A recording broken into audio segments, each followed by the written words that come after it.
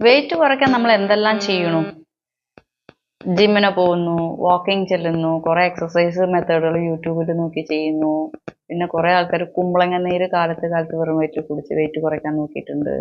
അങ്ങനെ പല പല മെത്തേഡുകൾ നമ്മൾ ഫോളോ അപ്പ് ചെയ്തിട്ട് അവസാനം നിരാശയോടെ ഇനി ഈ വെയിറ്റ് ഡയറ്റ് ഇരുന്നിട്ടും ഒന്നും കാര്യമില്ല.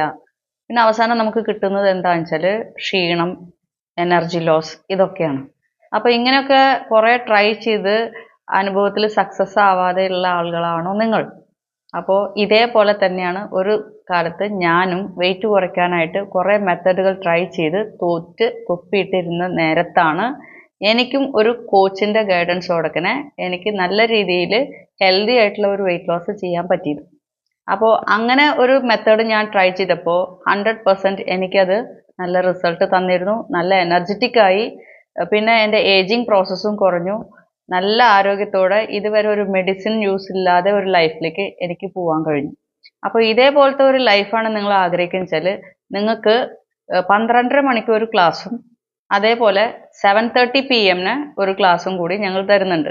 നിങ്ങൾക്ക് കൺവീനിയൻ്റ് ആയിട്ടുള്ള ടൈം ഏതാണോ ആ ടൈമിൽ നിങ്ങൾക്ക് ഈ ഒരു ക്ലാസ് അറ്റൻഡ് ചെയ്യുമ്പോൾ ഞാൻ ഏത് വഴിയിലൂടെയാണ് ഇങ്ങനെ ഹെൽത്തി വേ ഓഫ് ഒരു വെയിറ്റ് ലോസ് ചെയ്തതോ അതേപോലത്തെ വഴികൾ നിങ്ങൾക്കും കാണിച്ചു തരാം. ഹായ്, എൻ്റെ പേര് Mini, wellness coach, rise and shine അക്കാഡമിയുടെ ഫൗണ്ടറാണ്.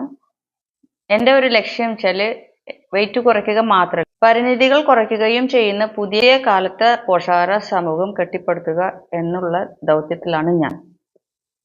ആരോഗ്യം മാത്രമല്ല ലഭിക്കുന്നത്, ആരോഗ്യ സ്വാതന്ത്ര്യം കിട്ടുന്നുണ്ട്. അവരൊരു പതിവ് പിന്തുടരുക മാത്രമല്ല, ഒരു ലക്ഷ്യം പിന്തുടരുകയും ചെയ്യുന്നു.